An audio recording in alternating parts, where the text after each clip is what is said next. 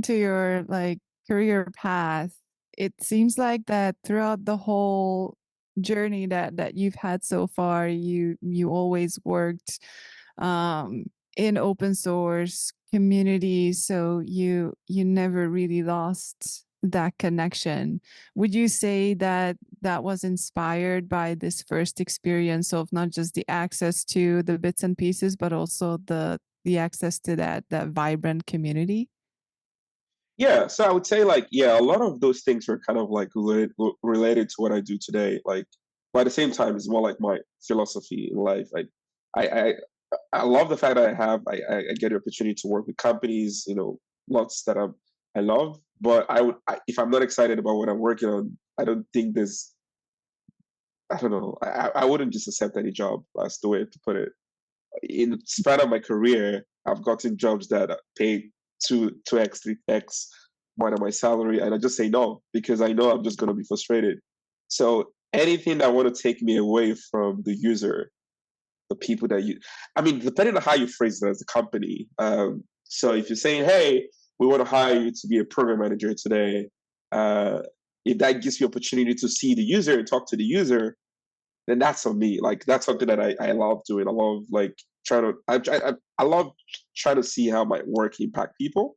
At some point, I knew doing that with code was going to be a little bit harder to justify, especially when I'm not working, because it's so easy for a software engineer to progress and leave open source because in this case it's not about just writing Python. You could write Python for Meta, for example. You could be doing stuff like Django, right? And it's not exactly, it could be questionable open source or whatever Meta decides to term it or whatever.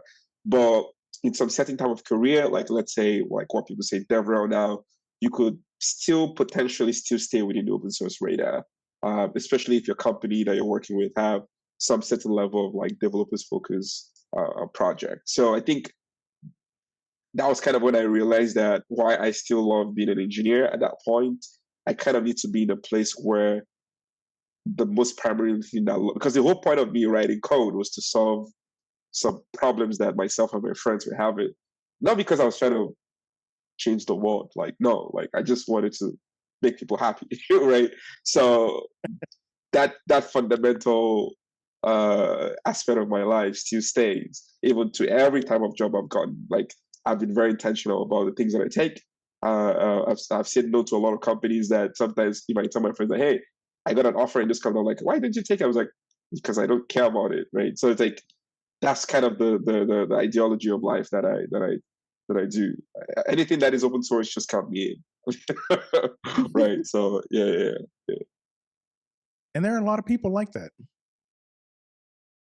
I meet a lot of people who they like open source, they do open source, they're part of the community, but they're just as happy doing something proprietary.